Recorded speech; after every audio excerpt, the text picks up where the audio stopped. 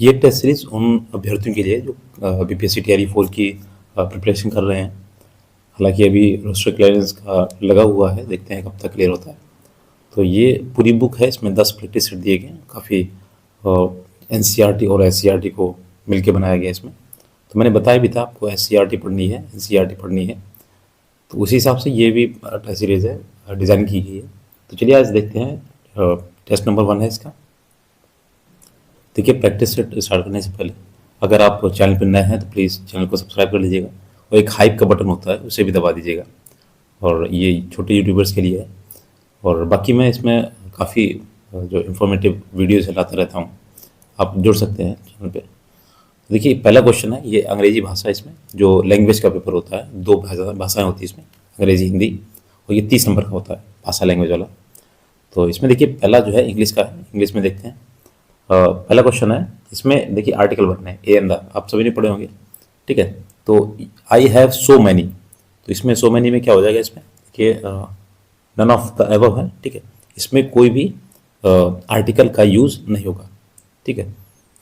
Next देखिए, I want to build, ये हो जाएगा आपका आई वॉन्ट टू बिल्ड, ये फिल इन द ब्लैंक्स दिया है, वेरी बिग हाउस, तो इसका हो जाएगा ए वेरी बिग हाउस, ठीक है। तो एक्सप्लेन इसमें ज़्यादा कुछ नहीं करेंगे, जहाँ बताने लायक होगा मैं बता दूंगा। नेक्स्ट है, which of the following is not a part of A garden, तो गार्डन में क्या नहीं होता। देखिए इसमें क्वेश्चन जो है वो प्रीवियस क्वेश्चन पूछे गए टीआरई के, वो इंक्लूड है। तो ये वाला क्वेश्चन पूछा गया था टीआरई 3 में, और ये पीछे वाला भी पूछा गया। तो इंग्लिश के खास कर इतने क्वेश्चन है नहीं, लेकिन जो भी हैं वो पूछे ही क्वेश्चन मिलेंगे आपको। तो देखिए, गार्डन में वार्डरोब नहीं होता है, ठीक है। वार्डरोब ये क्या होता है, गार्डन में नहीं होता है। ये वार्डरोब एक जैसे कपड़े रखने वाली अलमारी टाइप की होती है, ठीक है, जो दीवार में सटी होती है। अगला देखिए, which of the following is a part of railway station, तो रेलवे स्टेशन का क्या पार्ट है। तो इसमें देखिए ऊपरी में से मतलब more than one of the above होगा, प्लेटफॉर्म होता है, ठीक है, और ओवरब्रिज होगा, अराइवल एंड डिपार्चर, जो ट्रेन आती जाती है। नेक्स्ट देखिए, 5वां क्वेश्चन है, the 6th letter in the alphabet after J will be, तो जे के बाद 6th लेटर कौन सा होगा जाके, तो इसमें आपका हो जाएगा पी वाला, ठीक है। तो आप लिख सकते हैं, जे के बाद में आप काउंट कर सकते हैं। नेक्स्ट है, इन अ जू, मतलब चिड़ियाघर में, लिव्स इन केजेस, मतलब कौन केजेस में रहता है। तो देखिए ये आपका हो जाएगा मोर देन वन ऑफ अबव, ये भी टीआई 3 में पूछा गया, जो री एग्जाम हुआ था। तो इसमें आपका हो जाएगा 60 का डी। तो इसमें देखिए जो बर्ड्स होती हैं वो भी रहती हैं, ठीक है, एनिमल्स और स्नैक्स, ठीक है, ये जो होते हैं उसमें केजेस में रहते हैं। स्नैक जो होता है वो उसमें रहता है, बिल में रहता है, ठीक है। तो इन दोनों में से तो आपका हो ही गया इसमें, तो उपरिक में से एक से अधिक हो जाएगा, यानी मोर than one of the above. Next है, डॉटर इज, तो डॉटर की डॉटर क्या कहलाएगी, तो ये देखिए यहाँ पे इसका कोई भी आंसर नहीं, नन ऑफ द एबव हो जाएगा, क्योंकि डॉटर की डॉटर क्या कहलाएगी, इसे ग्रैंड डॉटर बोलती है इसे, ठीक है। नेक्स्ट देखिए, 8th नंबर क्वेश्चन देखते हैं, माई सिबलिंग्स आर माई, तो ये क्या होते हैं, ब्रदर एंड सिस्टर्स होते हैं। तो सिबलिंग्स कौन से होते हैं, ब्रदर और सिस्टर्स। नेक्स्ट देखिए, अब देखते हैं हिंदी का। तो हिंदी के जो क्वेश्चन है इसमें आपका एक गद्यांश दिया गया, इसे पढ़ लीजिएगा, मैंने दिखा दिया आपको। देखिए, कोई चारा नहीं से तात्पर्य क्या होगा, तो 9 का देखिए, दूसरा कोई रास्ता ना हो, ठीक है। ये आप अपने विवेक से भी लगा सकते हैं, उसमें पढ़ेंगे तब भी, और वैसे भी लगा सकते हैं। तो देखिए, गद्यांश करने का तरीका ये होता है कि पहले आप गद्यांश को एक मतलब सरसरी निगाह से देखिए, ठीक है, एक तरफ देख लीजिए एक बार, फिर इसके क्वेश्चन पढ़िए। क्वेश्चन पढ़ने के बाद आप गद्यांश को दोबारा पढ़िए, ठीक है। उससे क्या होगा, क्वेश्चन आपने पढ़ लिया है तो उसको दिमाग में रहेगा, और जैसे ही आप गद्यांश पढ़ेंगे तो आपको उसका आंसर तुरंत मिल जाएगा, ठीक है। और थोड़ा सा स्पीड में पढ़ना होता है, क्योंकि ये तो चलो छोटा ही गद्यांश है, बाकी बड़े गद्यांश में जल्दी पढ़ना होता है, और क्वेश्चन को पहले पढ़ेंगे फिर बाद में गद्यांश पढ़ेंगे, तो उससे क्या होगा कि आप क्वेश्चन को अटेम्प्ट कर सकते हैं जल्दी से। अब देखिए 10वां क्वेश्चन है, नियत से तात्पर्य क्या होता है, तो नियत होता है इरादा कि आपका इरादा क्या है। देखिए 11 नंबर क्वेश्चन है, सात्विक नियत से क्या होता है, तो ये सात्विक जो नियत होती है इसे क्या बोलता है, जो मतलब सात्विक होता है जो पॉजिटिव थिंकिंग हो, यानी दुनिया का भला जैसे हो। अगला देखिए, आसुरी तपस्या से मनुष्य ने क्या बनाया, तो ये देखिए 12 का, ये इन्होंने बनाया एटम बम, ठीक है। एटम बम हो गया, जैसे आपका हाइड्रोजन बम हो गया, हीलियम वाला हो गया, इस तरीके से इन्होंने क्या बनाया, ये एटम बम बनाया, ठीक है। तो ये गद्यांश सही था। नेक्स्ट, उपयुक्त अवतरण का उपयुक्त शीर्षक हो सकता है, उपयुक्त अवतरण का उपयुक्त, तो दोनों अर्थ है इसके अलग अलग है। उपयुक्त मतलब ऊपर वाला, उपयुक्त मतलब जो सबसे श्रेष्ठ हो, इसका शीर्षक कौन सा होगा? तो देखिए इसका हो जाएगा तप। ठीक है, शीर्षक इसका हुआ तप। नेक्स्ट है, हरिशंकर परसाई जी किस तरह की साहित्य रचना के लिए जाने जाते थे? तो ये आपके देखिए व्यंग्य के लिए जाने जाते हैं हरिशंकर परसाई। नेक्स्ट है, इन्होंने अपनी लिखे थे इनके सदाचार ताबीज़ वाला एक था। ठीक है, भूत के पांव पीछे होते हैं, इस तरीके से इनके व्यंग थे। नेक्स्ट है, कौन सी कहानी प्रेमचंद की है? तो प्रेमचंद की आपको पता ही होगा, 15 का देखिए, इसमें उपरोक्त में से एक से अधिक हो जाएगा। देखिए इनका है क्या नाम, झूठा सच हो गया, ईदगाह हो गया, पंच परमेश्वर होगा, गोदान गवन सेवा सदन, बहुत सारी रचना इनकी। जैसे कि यहाँ पे कहानी के बारे में पूछा गया था, तो ये कहानियाँ थी। अगला देखिए, शेखर एक जीवनी किसका प्रथम उपन्यास है? तो ये शेखर एक जीवनी जो है ये आपके अज्ञेय, ये इनका नाम था पूरा सच्चिदानंद हीरानंदन वात्स्यायन अज्ञेय। ठीक है, पूरा नाम इनका था। तो ये शेखर एक जीवनी उनकी रचना है। बाकी इनकी बहुत सारी रचना है, त्रिशंकु एक है रचना इनकी। ठीक है, और एक कोठरी की बात है। ठीक है, आपने पढ़ी होगी काफ़ी, नदी के द्वीप, इस तरीके से। नेक्स्ट है, आधे अधूरे किस विधा की रचना है? तो ये आधे अधूरे मतलब इसकी विधा पूछी गई है। तो ये एक नाटक है। ठीक है, मोहन राकेश उनका एक नाटक है आधे अधूरे। नेक्स्ट देखिए, और इनके और भी नाटक हैं, जैसे आषाढ़ का एक दिन था, लहरों के राजहंस, आपने अगर 9th-10th में पढ़ा हो। ठीक है, तो उसमें एक उसमें बुक में दिया है लहरों के राजहंस। नेक्स्ट है, निम्नलिखित में से कौन सी सुमित्रानंदन पंत की कृति नहीं है? तो इसमें नहीं है पूछा गया। देखिए जब भी नहीं दिखे ना, तो उस पर हमेशा सर्कल कर लिया कीजिए, क्योंकि दोबारा अगर आप उसे पढ़ने जाएंगे, आपने है पे पढ़ लिया तो ये गड़बड़ हो जाएगा। तो 18 का देखिए, इसमें हो जाएगा डी। ठीक है, उपयुक्त में से एक से अधिक कौन कौन सी नहीं है? देखिए इनकी जो है कुरुक्षेत्र, ये आपके रामधारी सिंह दिनकर जी की है, और गीता ये फरोज जो है ये अज्ञे जी की रचना है। ठीक है, तो ये दोनों क्या है, इनकी सुमित्रानंद पंत की रचनाएं नहीं है। बाकी देखिए स्वर्णधूली है, एक पल्लव है, वीणा है, ठीक है, गुंजन है, ग्राम्या है, इनकी रचनाएं हैं सुमित्रानंदन पंत की। नेक्स्ट है, इनमें से खड़ी बोली का प्रथम महाकाव्य कौन सा है? तो खड़ी बोली महाकाव्य का देखिए ये प्रिय प्रवास है, ऑप्शन नंबर बी। नेक्स्ट देखते हैं 21 नंबर 20 नंबर क्वेश्चन देखिए, निम्न में से कौन सा कवि भारतेंदु युगीन नहीं है? तो भारतेंदु युग का कवि कौन नहीं है? तो देखिए इसका हो जाएगा श्रीधर पाठक नहीं है, बाकी बद्रीनाथ चौधरी प्रेमगन है, ठाकुर जगमोहन सिंह है। अगला देखिए, इनमें से कौन भक्तिकालीन कवि नहीं है? तो कौन नहीं है इसमें? देखिए 21 का ये हो जाएगा बिहारी जी। ठीक है, भक्तिकालीन नहीं है। बाकी देखिए बिहारी मिर्जा राजा जयसिंह के दरबार में रहकर काव्य की रचना करते थे वो, और रीतिकाल के थे, भक्तिकालीन नहीं थे। ठीक है, नेक्स्ट ये देखिए सूरदास और कबीरदास जी के हैं, ये भक्तिकालीन है। नेक्स्ट देखिए, तुलसीदास द्वारा रचित जो रामचरितमानस में कितने कांड हैं? तो ये आप सभी को पता होगा, 22 में ये 7 कांड हैं इनके। ठीक, और 7 कांड जो याद रखने हैं, देखिए बाल कांड हो गया, एक अयोध्या कांड है, अरण्य कांड है, फिर है किष्किंधा कांड, सुंदर कांड, फिर लंका कांड, और फिर है उत्तरकांड, सबसे लास्ट में उत्तरकांड। ठीक है, तो 7 है इसमें, याद रखिएगा। थोड़ा बहुत हिंदी की भी होनी चाहिए, व्याकरण पता होना चाहिए। देखिए कबीरदास की भाषा कौन सी थी? तो कबीरदास जी की भाषा थी पंचमेली खिचड़ी। ठीक है, पंचमेली खिचड़ी थी, यानी इसमें अरबी, फारसी, पंजाबी, बुंदेलखंडी और ब्रजभाषा खड़ी बोली, ये सभी से मिल के बनी थी। अगला देखिए, नेक्स्ट है 24 नंबर, आला खंड किस बोली में लिखा गया है? तो ये देखिए आला खंड जो बुंदेली बोली में लिखा गया है। ठीक है, अगला देखिए, हिंदी साहित्य की भूमिका के लेखक कौन? तो 25 नंबर, तो ये हो जाएगा आपका हरि हजारी प्रसाद द्विवेदी। नेक्स्ट है, देखिए एक गद्यांश पे दिया गया और इसमें 4 क्वेश्चन पूछे गए, तो गद्यांश देख लीजिए। बाकी इसका यहाँ पे दिया गया, थोड़ा सा इसे पढ़ लीजिएगा। ठीक है, इसको रोक के पढ़ लीजिएगा। अब देखिए 26 नंबर क्वेश्चन है, क्योंकि मुझे थोड़ा स्पीड में भी लेना है। ना तो 3 में और ना 13 में मुहावरे का कौन सा अर्थ है? तो देखिए इसका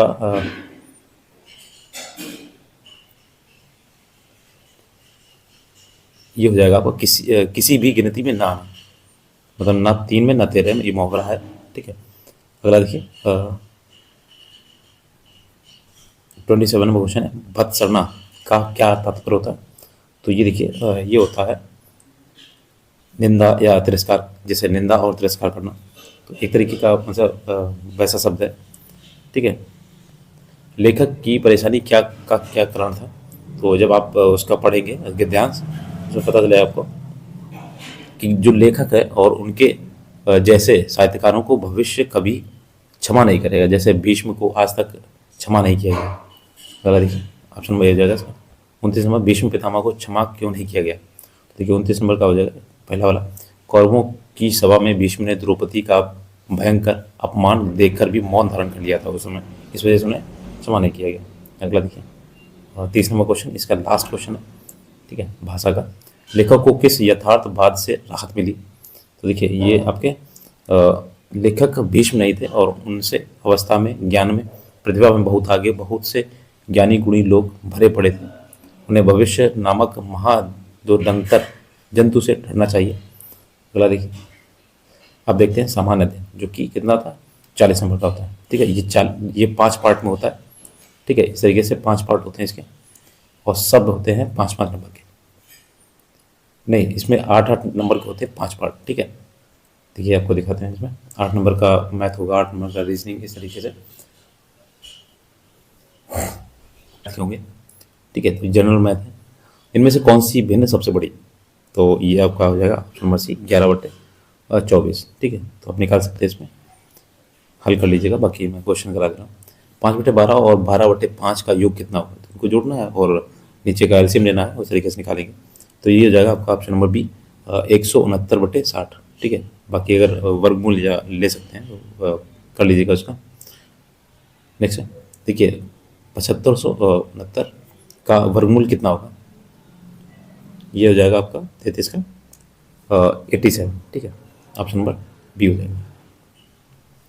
नेक्स्ट है 60, 120 और 225 का एलसीएम कितना होगा?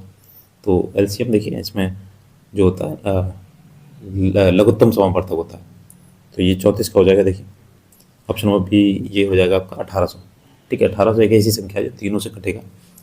नेक्स्ट है, देखिए 35 नंबर, 18, 24 के व्युत्क्रमों के लासा और मासा यानी एचसीएफ ज्ञात करने।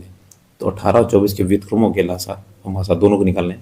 तो 35 का हो जाएगा ऑप्शन नंबर, ये हो जाएगा सी वाला, 1/6 आएगा इसका लासा और 1/72 आएगा इसका मासा, यानी हाईएस्ट कॉमन फैक्टर। अगला देखिए, ये 36 नंबर क्वेश्चन है, एक गांव की जनसंख्या 18,000 से बढ़कर 22,500 हो गई, तो वृद्धि का परसेंटेज निकालना है। तो पहले इसको घटा लीजिए, जितना भी आए उसका परसेंटेज निकाल लीजिए। तो 36 का हो जाएगा आपका, और ए वाला 25%, ठीक है। 25% वृद्धि हो गई, या फिर आप इसे उल्टा भी ले सकते हैं, इसमें 18,000 में 25% आप जोड़ेंगे तो इतना आएगा आंसर, ठीक है। इस तरीके से ऑप्शन से भी कर सकते हैं। अगला देखिए 37 नंबर क्वेश्चन है, 25 वस्तुओं का जो क्रय मूल्य यानी सीपी कॉस्ट प्राइस और 20 वस्तुओं के विक्रय मूल्य यानी एसपी सेलिंग प्राइस के समान है, तो लाभ का परसेंटेज निकालना है इसमें, तो यानी प्रॉफिट का परसेंटेज निकालना है, ठीक है। तो आपने अगर मैथ पढ़ी होगी तो इससे आप वैल्यू निकाल सकते हैं। तो 37 का हो जाएगा ऑप्शन नंबर बी, ये हो जाएगा 25%।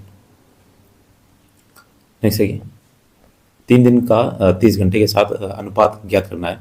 तो 3 दिन का 30 घंटे, या तो घंटे में कर लीजिए या तो दिन में कर लीजिए, उसमें आपको घंटे होते हैं। तो 24 यहाँ हो गया आपके 72, और 72 रेशियो ये हो जाएगा 30 का, तो इसमें निकालेंगे 38 का हो जाएगा आपका 12/5, ठीक है। तो ये आपका कट जाएगा, 6 से कट जाएगा, ठीक है। अगला देखिए 39 नंबर है, XYZ के साथ मिलकर किसी कार्य को पूरा करते हैं और 210 रुपये कमाते हैं। यदि XYZ के कार्य का अनुपात जो है 4:6:5 है, तो Z की मिली राशि कितनी होगी? तो इन सभी का जो है इस तरीके से रेशियो निकालेंगे। तो 39 का बनेगा आपका 70 रुपये, ठीक है। ये आपके Z की राशि है। नेक्स्ट है 40 नंबर, डी एक कार्य को 18 दिन में कर सकता है और ई उसी कार्य को आधे समय में कर सकता है।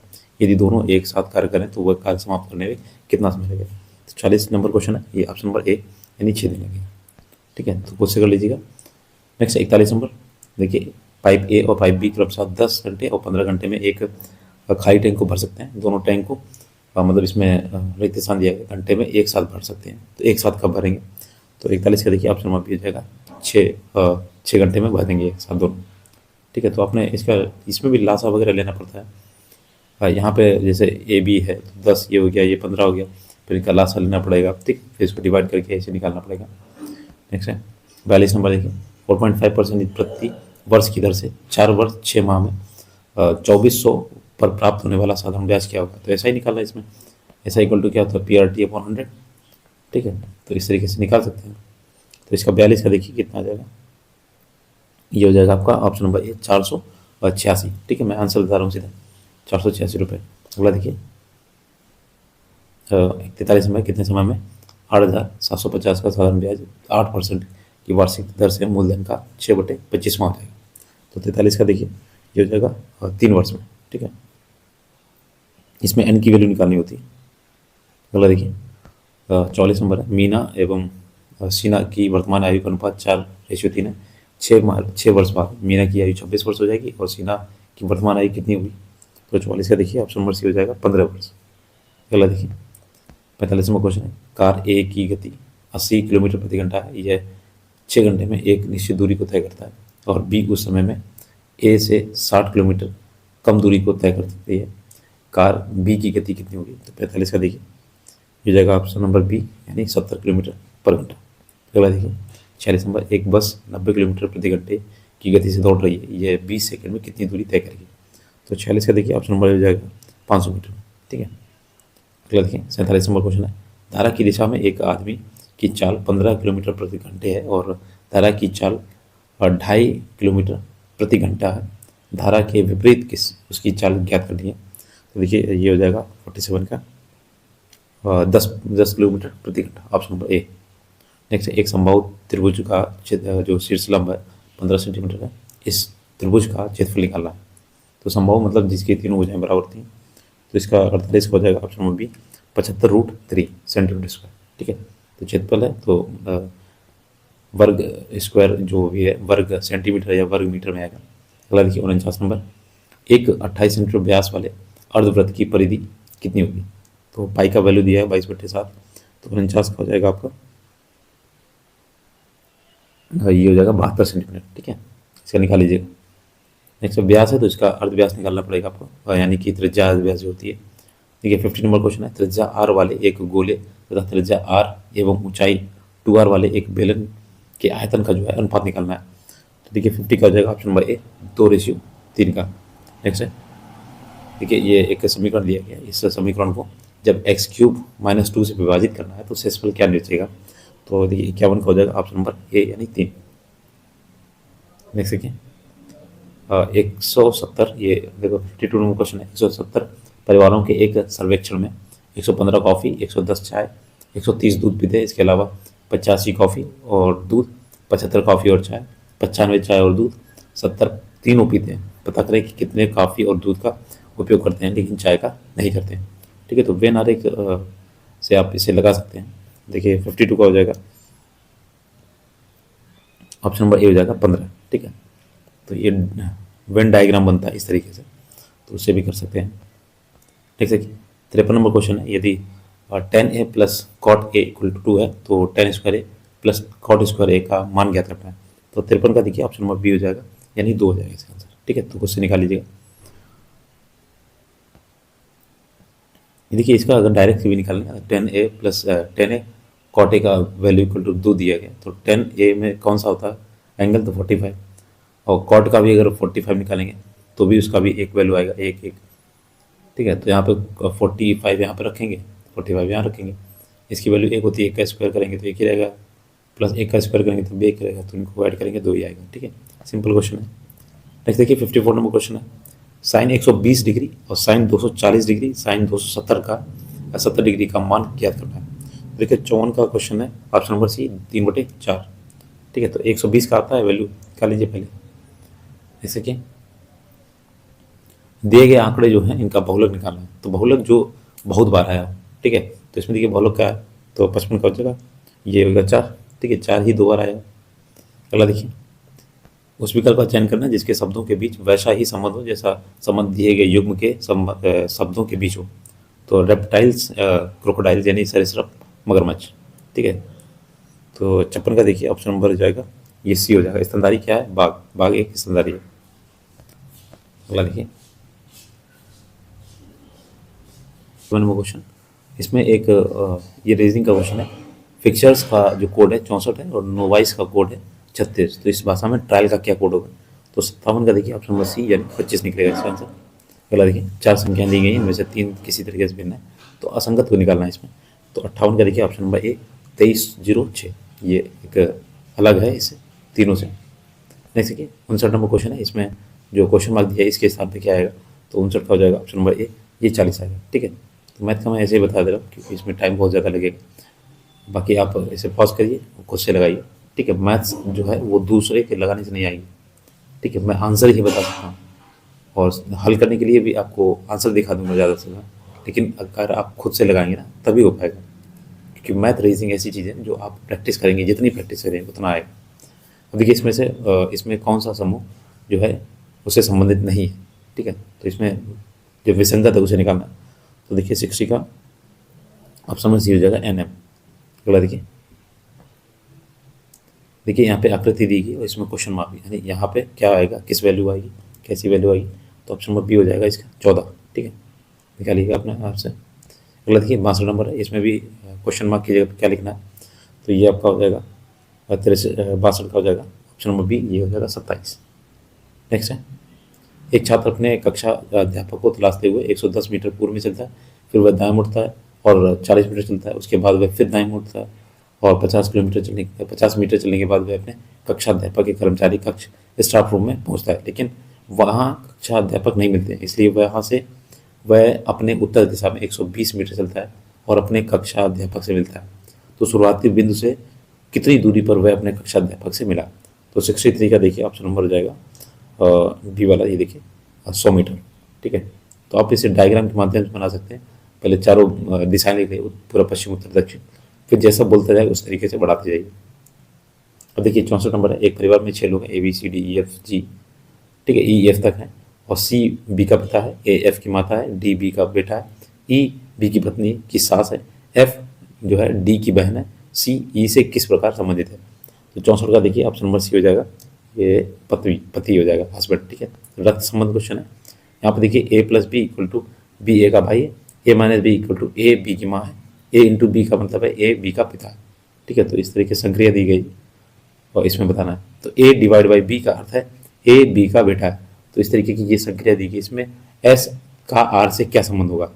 ठीक है, तो 65 का देखिए ये हो जाएगा आपका दामाद। ठीक है, ऑप्शन नंबर ए हो जाएगा इसका।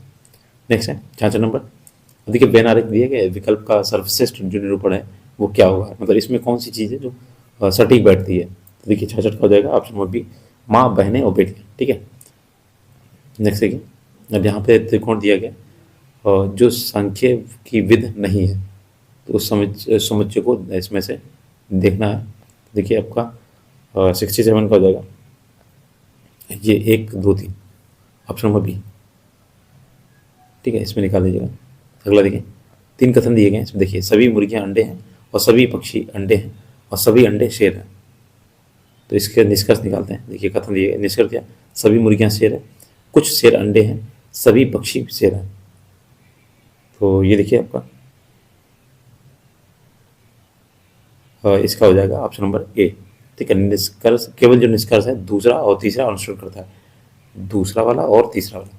अगला देखिए 69 नंबर क्वेश्चन है, देखिए राधिका को किसी परीक्षा में शीर्ष से 16वां और नीचे से 13वां रैंक प्राप्त हुआ, कक्षा में कितने छात्र हैं, तो 69 का देखिए ऑप्शन नंबर ए हो जाएगा, यानी 30।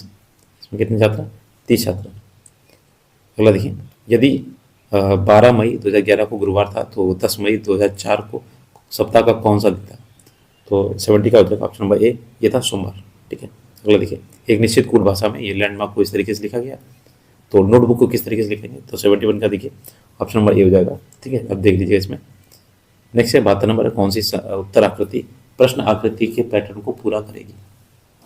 तो देखिए इसमें आप कौन सा एक ऐसा ये चित्र है ABC में जो इसमें रखेंगे तो वो फिट बैठेगा इसमें।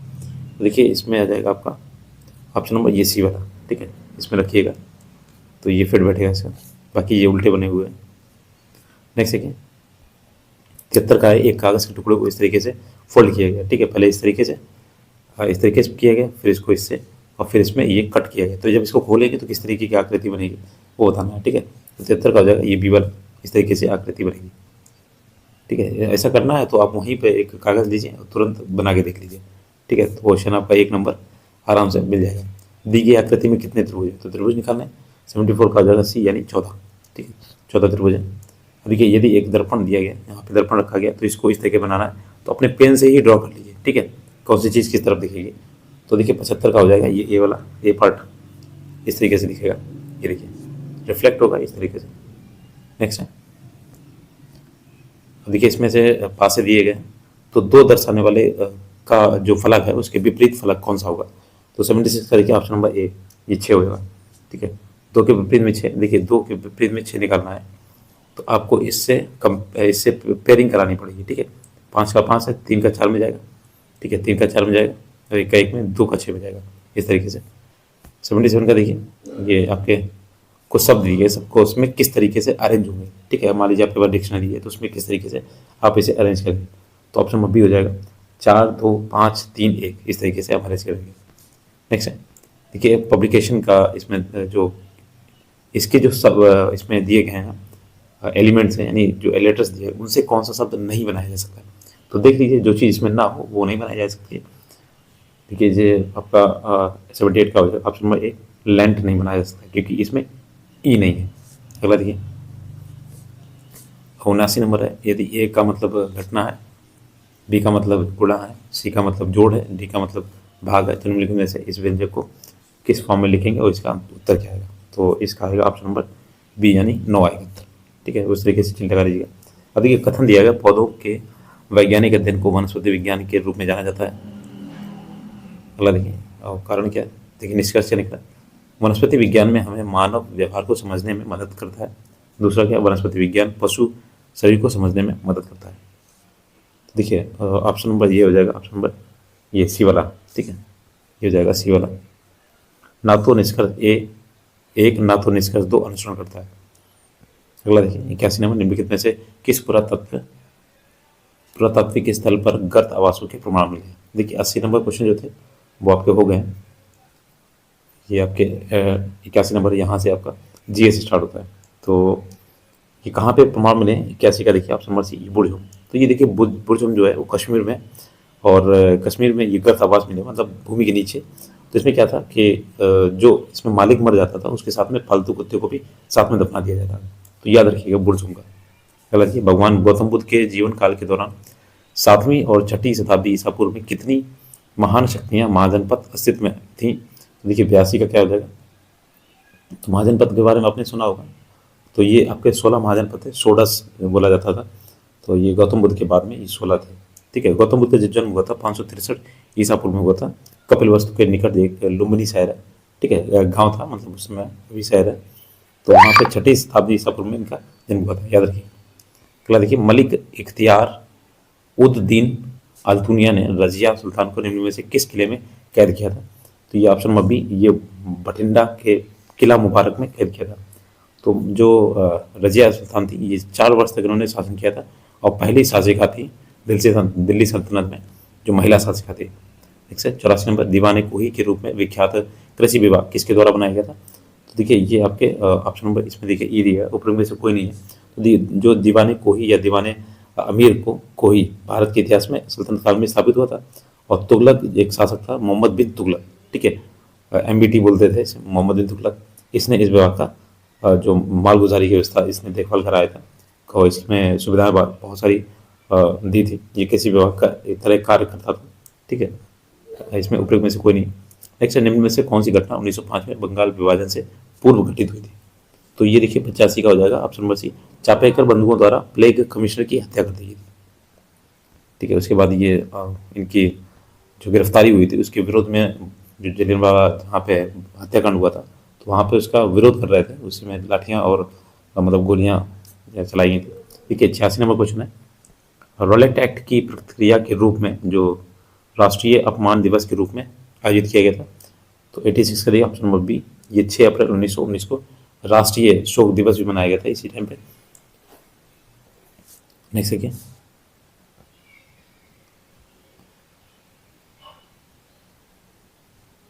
देखिए यहाँ पे एक डेट मैं बता दूं आपको, जब जो चापेकर बंधु थे, चापेकर और वासुदेव हरि चापेकर 2 सगे भाई थे। ठीक है, बालकृष्ण हरि चापेकर और वासुदेव हरि चापेकर इन्होंने जो एक लेफ्टिनेंट था रैंड और आयर्स को गोली मारी थी 22 जून 1897 को मारी थी। ठीक है, 1897 को। तो इनकी जब गिरफ्तारी हुई थी उसके बाद में ये एक जब वो चलाया गया था पेट्रोल एक्ट की प्रक्रिया के बाद में। ऑप्शन नंबर बी ये देखिए 6 अप्रैल 1919 को, ठीक है। ये उसके बाद की घटना है, उससे पहले ये 1897 में जो अभी मैंने क्वेश्चन कराया था यहाँ पे ये वाला, ठीक है, चापेकर बंधुओं की हत्या हुई थी। 1905 से पहले 1897 था, याद रखिएगा। नेक्स्ट 87 में क्वेश्चन है, जलियांवाला बाग हत्याकांड के लिए जिम्मेदार ब्रिटिश अधिकारी माइकल ओडायर की हत्या निम्न में से किसने की थी? तो 87 का देखिएगा, ये आपके ऑप्शन में भी उधम सिंह ने, ठीक है। उधम सिंह ने जाके वहाँ पे जो सत्यपाल, ये सैफुद्दीन किचलू और सत्यपाल की गिरफ्तारी के विरोध में वहाँ पे एक तरीके की सभा हो रही थी या विरोध किया जा रहा था। तो उसी टाइम पे 13 अप्रैल 1919, 13 अप्रैल याद रखिएगा, जो जलियांवाला हत्याकांड हुआ था, ये डेट बहुत पीछे थी, 13 अप्रैल को था, ठीक है, 1919 को। तो इसी की हत्या की थी, ठीक है, उधम सिंह जी ने।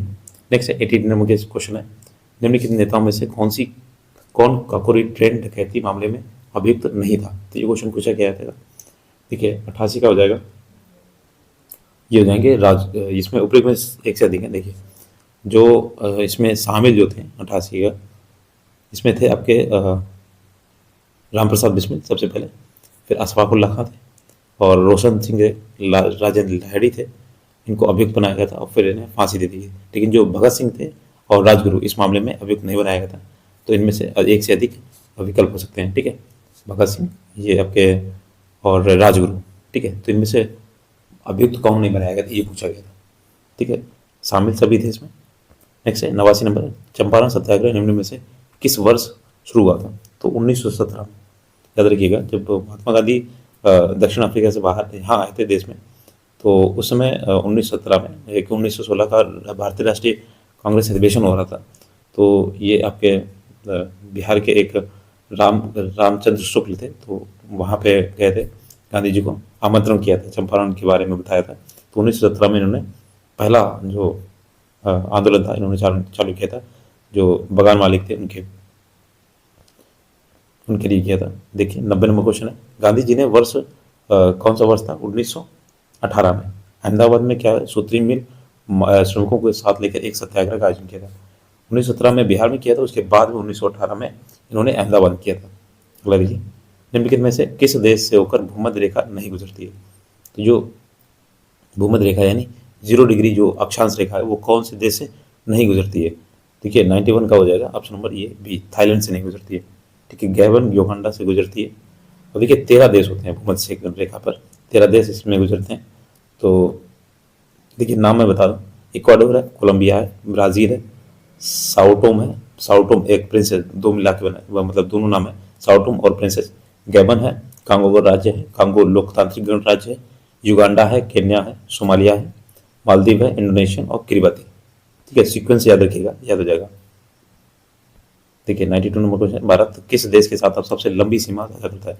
मोस्ट इंपॉर्टेंट क्वेश्चन है, पड़ोसी देश से तो क्वेश्चन आता ही आता है, ठीक है। ये सबसे सिंपल क्वेश्चन है, बांग्लादेश, ठीक है। तो आपने एक ट्रिक पढ़ी होगी बचपन में, एमबीए किया, ठीक है, बचपन में एमबीए किया इस तरीके से। तो पहले सबसे पहले क्या आएगा? बांग्लादेश आएगा।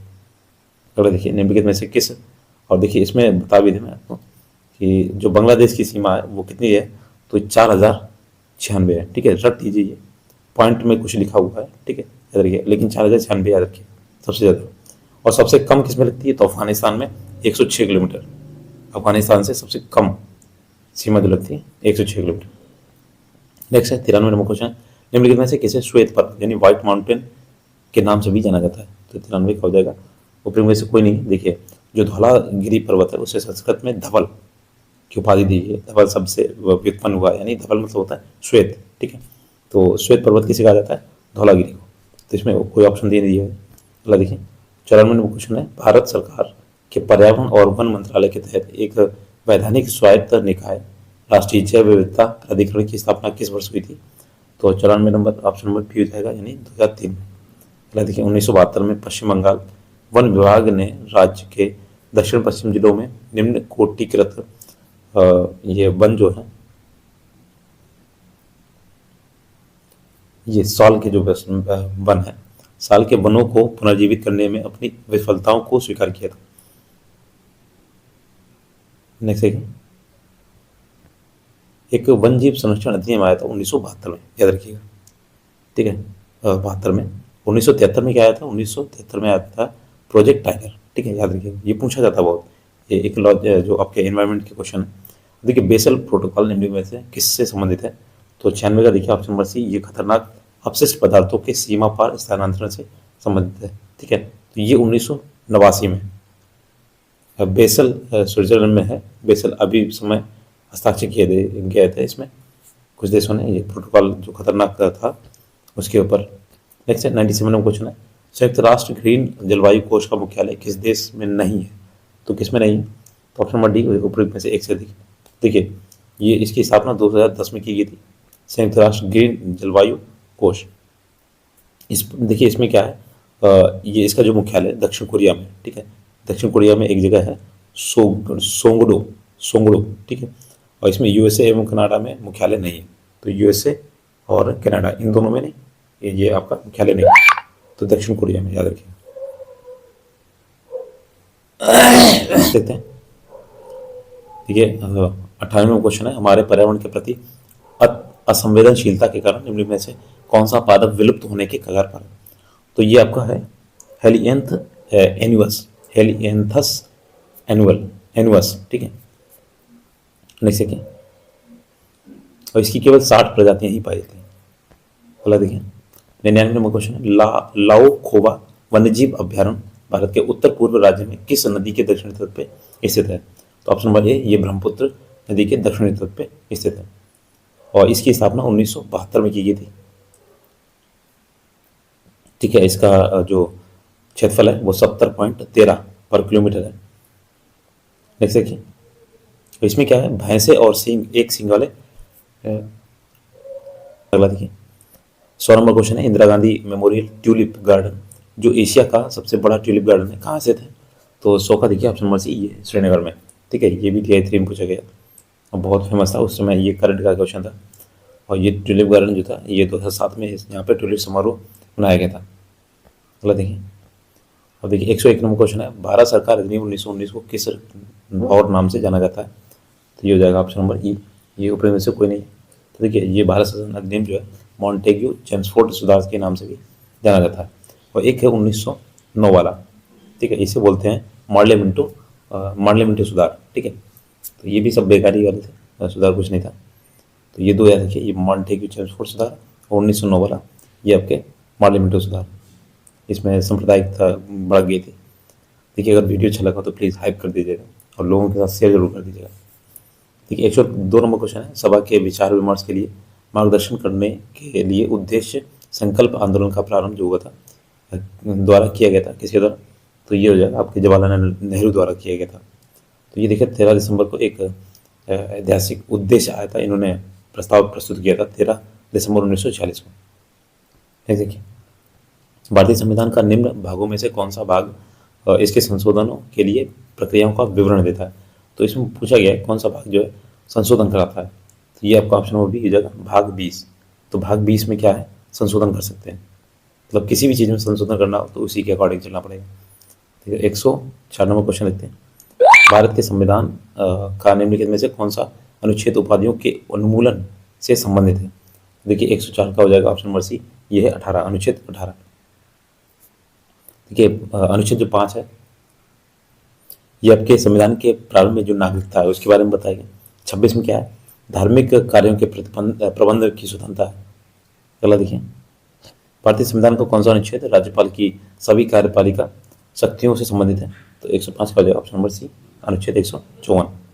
ठीक है, और देखिए 157 जो है ये राज्यपाल नियुक्त होने के लिए जो अर्हताएं हैं, और 156 है राज्यपाल जो है राष्ट्रपति के प्रसाद पर्यंत पद तक धारण करेगा। ठीक है, राष्ट्रपति के प्रसाद पर्यंत पद धारण करेगा। अगला देखिए,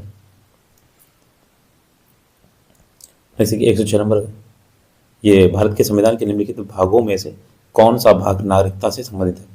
तो देखिए नागरिकता से आपका भाग सी, ये आपका भाग से 2 है, भाग 2।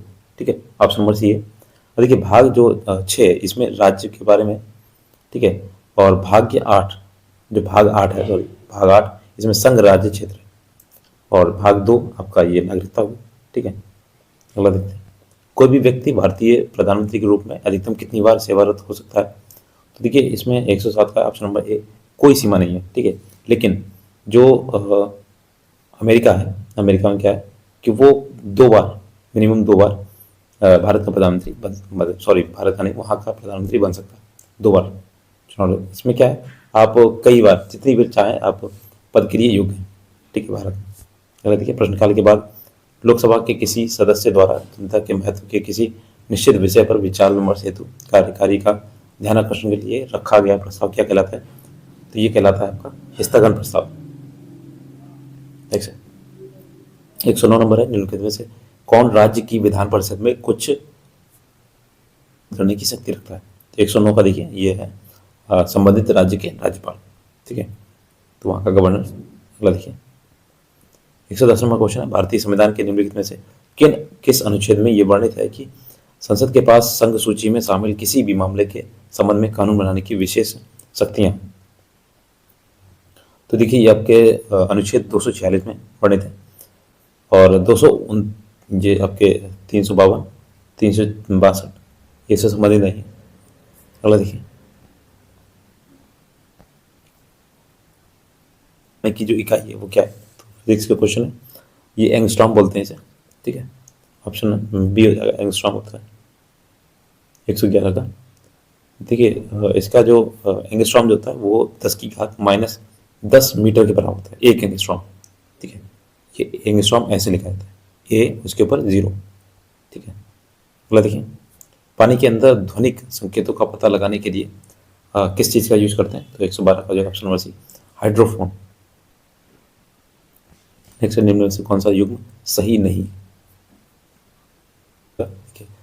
हाइग्रोमीटर जो है वायुमंडल का जलवाष्प अंश है, इलेक्ट्रोमीटर ये आपके, देखिए इसमें बी, ये इलेक्ट्रोमीटर जो है ये गलत दिया गया। इलेक्ट्रोमीटर से आपका दूध की शुद्धता मापी जाती है, ये गलत दिया है, इसका नीचे हो जाएगा। और एनीमोमीटर जो है ये हवा की गति को नापता है, ठीक है। तो ये 2 बी और सी, यानी कि उपयोग में से एक से अधिक हो जाएगा ऑप्शन बोलिए। नेक्स्ट निम्नलिखित में से विस्थापन के बारे में कौन सी बात गलत है? तो गलत बात कौन सी है? ये 114 का हो जाएगा ऑप्शन नंबर ए, ये हमेशा धनात्मक होता है, तो ये विस्थापन के लिए गलत है।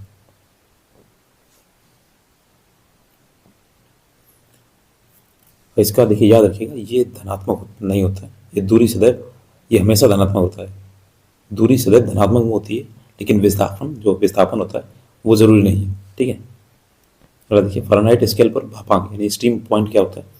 तो मतलब किस तापमान पर जो है उबलता है, तो ये फिलहाल option number C, 212 degree Fahrenheit.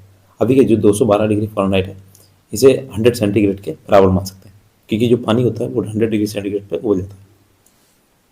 अगला देखिए निम्नलिखित में से किसे आधुनिक परमाणु सिद्धांत का जनक माना जाता है? तो 116 का हो जाए जॉन डाल्टन, ठीक है।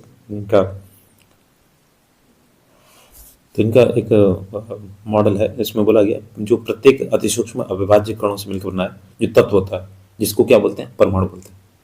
अगला देखिए 117 नंबर क्वेश्चन, निम्न में से किसने कैवेंडिश प्रयोगशाला में काम करते समय 1932 में न्यूट्रॉन की खोज की थी? तो देखिए 117 हो जाएगा option number A, James Chadwick, ठीक है। तो एक ट्रिक है, ईंट पर नाचे तो ई से इलेक्ट्रॉन, पी से प्रोटॉन, इस तरीके से, और नाचे और तो न्यूट्रॉन, चार से चैडविक हो गया, इस तरीके से आप याद कर सकते हैं। जो चीज़ याद ना हो तो आप ट्रिक का सहारा ले सकते हैं। नेक्स्ट 118 नंबर क्वेश्चन है, लोहे में जंग लगने के लिए किस अवस्था का होना आवश्यक है? तो देखिए लोहे में जब जंग तभी लगेगी जब वहाँ क्या होगी? O2 की उपस्थिति होगी, तो उसमें जंग नहीं लग सकती। नेक्स्ट है अम्लराज या एक्वेरेजिया जो होता है, इसमें किसका मिश्रण होता है? तो 119 का देखिए ऑप्शन नंबर बी हो जाएगा, सांद्र हाइड्रोक्लोरिक अम्ल और सांद्र नाइट्रिक अम्ल। है हाइड्रोक्लोरिक एसिड है, इसका रेशियो जो है वो 3 रहेगा, और नाइट्रिक जो एसिड है इसका रेशियो रहेगा 1 का, 3:1 का। तो आपने देखा होगा गांव में जो लोग आते हैं जेवर जो है वो धुल के साफ कर देते हैं, तो क्या करते हैं? इसी एक्वारेजिया का यूज़ करते हैं। तो उन्हें लगता है कि मेरा जो जेवर है, जो भी आभूषण है वो साफ़ हो गए हैं, लेकिन वो ऐसा कुछ नहीं होता, उसका वजन कम हो जाता है, ठीक है। इसी एक्वारेजिया का यूज़ करते हैं। देखिए जल की स्थायी कठोरता दूर करने के लिए किसका उपयोग करते हैं? तो 120 का option number A, washing soda का करते हैं। नेक्स्ट है 121 का, विटिकल्चर के रूप में किसे जाना जाता है? तो देखिए 121 का हो जाएगा ऑप्शन नंबर बी, अंगूर की खेती जो होती है विटिकल्चर कहलाती है। और बाकी देखिए सब्जियां फूल और फल उगाने के लिए, तो ये इसे बोलते हैं हॉर्टिकल्चर। ठीक है, रेशम कीट पालन को क्या बोलते हैं, तो इसे बोलते हैं सेरिकल्चर। और ध्यान रखिएगा अंगूर की खेती होती है विटिकल्चर, मधुमक्खी पालन जो होता है एपीकल्चर कहलाता है, मछली पालन जो होता है पिसीकल्चर कहलाता है, सब्जी की खेती ओलेरीकल्चर होती है। याद रखिएगा सब्जी और ये अलग है, सब्जियां फूल और फल एक साथ होती है, ये जो है ये हॉर्टिकल्चर में आते हैं। लेकिन अकेली सब्जी जो होगी उसकी खेती जो होती है ओलेरीकल्चर कहलाती है। फलों की जो सब्जी होती है उसे पोमोलॉजी कहते हैं, और फूलों की जो होती है फ्लोरोकल्चर बोलते हैं। तो इतनी याद रखिएगा। नेक्स्ट 122 का, ऊतक विज्ञान और कोशिका विज्ञान के क्षेत्र में सभी कोशिका केंद्रों को लाल रंग देने के लिए किस जैविक रंजक का इस्तेमाल किया जाता है, तो 122 का देखिए ऑप्शन नंबर सी, सेफ्रेनिन। अगला देखिए 123 नंबर है, 123 का है मैग्नीशियम निम्न में से किसका संगठक धातु है, तो 123 का हो जाएगा ऑप्शन नंबर ए, पर्णहरित अणु यानी क्लोरोफिल का। अगला देखिए डीएनए को प्रमुख रूप से देखिए कोशिका में संग्रहित किया जाता है, तो 124 का ये हो जाएगा ऑप्शन नंबर बी, यानी नाभिक कोशिका में संग्रहित किया जाता है। अगला देखिए एक गुणसूत्र में निम्न में से क्या उपस्थित होते हैं, तो 125 का देखिए ऑप्शन नंबर सी, तो डीएनए एवं प्रोटीन होता है गुणसूत्र के अंदर। जो मैट्रिक्स होता है वो डीएनए का बना होता है, और मैट्रिक्स एक तरल पदार्थ होता है। ठीक है, अगला देखिए प्राकृतिक चयन तंत्र को वर्णित करने की पद्धति के रूप में योगतम की उत्तरजीविता वाक्यांश निम्न में से किसका कथन है, तो ये ऑप्शन हो जाएगा 126 का, हार्वर्ड स्पेंसर का। अगला देखिए स्पंज किस प्रजाति के अंतर्गत आते हैं, तो 127 का देखिए ऑप्शन नंबर सी, पोरीफेरा के अंतर्गत आते हैं। अगला देखिए तिलचट्टों के शरीर में वायु जो होती है किसके द्वारा प्रवेश करती है, तो 128 का हो जाएगा ऑप्शन नंबर सी, श्वास रंध्रों के द्वारा प्रवेश करती है। नेक्स्ट है मनुष्यों में अमाशयी ग्रंथियों में से स्रावित होने वाला वह कौन सा अन्न है जो भोजन के पाचन में सहायता करता है, तो 129 का हो जाएगा ऑप्शन नंबर सी, यानी हाइड्रोक्लोरिक एसिड। अगला देखिए रक्त प्रवाह में हवा के बुलबुले जो होते हैं का होना जीवन के लिए क्यों खतरनाक होता है रक्त के प्रवाह में, तो 130 का हो जाएगा ऑप्शन नंबर सी, रक्त के प्रवाह में बाधा उत्पन्न हो जाती है जिससे ब्लॉकेज वगैरह होते हैं। देखिए ओणम एक पारंपरिक हिंदू त्यौहार है जो कहाँ मनाया जाता है, तो ये देखिए ऑप्शन नंबर बी, ये केरल में मनाया जाता है।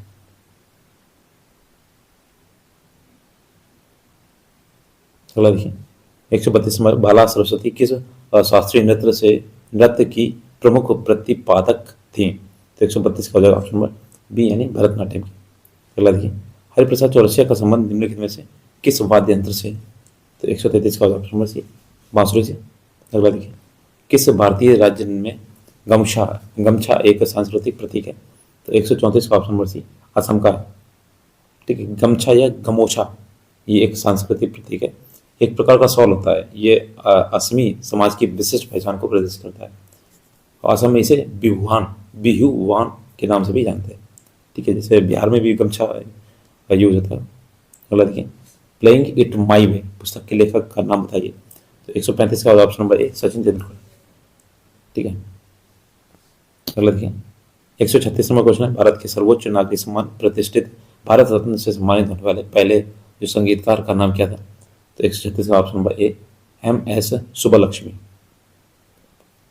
ठीक है, ये देखिए MS सुब्बलक्ष्मी ये संगीतकार है। देखिए और ये सर्वोच्च सम्मान है भारत का। अभी देखिए पद्म जो पुरस्कार है उनकी घोषणा हुई है, तो याद रखिएगा उनको भी। 137 नंबर क्वेश्चन है, अंतर्राष्ट्रीय बुकर पुरस्कार किस वर्ष स्थापित किया गया था, तो 137 का देखिए ऑप्शन नंबर ए, ये 2005 को स्थापित किया गया था। और ये 2022 में ये पुरस्कार जो था गीतांजलि श्री को उनकी पुस्तक थी रेत समाधि के लिए प्रदान किया गया था, जब ये क्वेश्चन पूछा गया। अगला देखिए हॉकी के मैदान का जो आयाम यानी लंबाई चौड़ाई कितनी होती है, तो 138 का देखिए ऑप्शन नंबर बी, ये 91.4 × 55 मीटर होती है। 91 मीटर लंबा और 55 मीटर चौड़ा। नेक्स्ट है इंडियन सुपर लीग यानी ISL एक क्या है, तो ये एक फुटबॉल चैंपियनशिप है, जैसे IPL होता है। अगला देखिए हम्पी को निम्नलिखित में से किस वर्ष में यूनेस्को द्वारा विश्व धरोहर स्थल घोषित किया गया था, तो 140 का देखिए ऑप्शन नंबर बी हो जाएगा 1986 को। देखिए उड़ीसा बिहार से पृथक कब हुआ था? तो 141 से लिखना है, ये हो जाएगा आपका ऑप्शन नंबर बी, यानी 1936 को उड़ीसा अलग हो गया था बिहार। और देखिए बंगाल से कब अलग हुआ था? तो 1912 में जो बंगाल से बिहार एवं उड़ीसा को अलग किया गया था। फिर उसके बाद में 22 मार्च 1936 को बिहार से अलग हो गया, तभी 22 मार्च को बिहार दिवस मनाते हैं। अगला देखिए, फरवरी 2023 में 7 वर्षीय प्रिंस किस देश के पहले डिजिटल नागरिक बने? तो 142 का हो जाएगा ऑप्शन नंबर सी, भूटान के। अगला देखिए, 143 का केसरिया सुप्रसिद्ध है किसके लिए? तो ये ऑप्शन नंबर बी, बौद्ध स्तूप के लिए प्रसिद्ध है। अगला देखिए, झारखंड कैसल ओवर ग्रेव्स के लेखक कौन? तो 144 का ऑप्शन नंबर सी, विक्टर दास। अगला देखिए, पटना उच्च न्यायालय की स्थापना कब हुई थी? तो 145 का देखिए ऑप्शन नंबर ए, सन 1916 में। अगला देखिए, हाल ही में प्रिंजकर और आर्किटेक्चर पुरस्कार जो था 2023 में किसे सम्मानित किया गया था? तो 140 का था डेविड चिपरफील्ड। ठीक है, तो उस समय का करंट अफेयर क्वेश्चन है।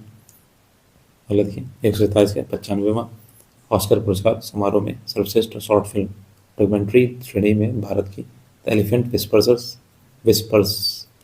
विस्पर्स ने ऑस्कर जीता। इसके निर्देशक कौन है? तो 147 का ये कार्तिकी गोजालवेश, ऑप्शन नंबर ए। अगला देखिए, 148 का हाल ही में किस राज्य सरकार ने पद्मश्री राजताश्री योजना की शुरुआत की? 148 का हो जाएगा ऑप्शन नंबर बी, पश्चिम बंगाल की। नेक्स्ट 149 का हाल ही में चर्चा में रहा नासा का आर्टेमिस मिशन 2 का संबंध किससे? तो 149 का ऑप्शन नंबर बी हो जाएगा, चंद्रमा से। ये 2024 में भेजा गया था। ठीक है, अगला देखिए, लास्ट क्वेश्चन है, अप्रैल 2023 में WHO ने किन 2 देशों को मलेरिया मुक्त घोषित किया है? तो ये ऑप्शन नंबर बी हो जाएगा, अजरबैजान और तजाकिस्तान। ठीक है, उस समय का क्वेश्चन है 2023 का। तो ये क्वेश्चंस थे और प्रैक्टिस सेट फर्स्ट था। इसके बाद मैं लगातार वीडियोस लाता रहूँगा। बस आपको क्या करना है, थोड़ा सा लाइक शेयर करना है और हो सके तो हाइप जरूर कर दीजिए। Thanks for watching.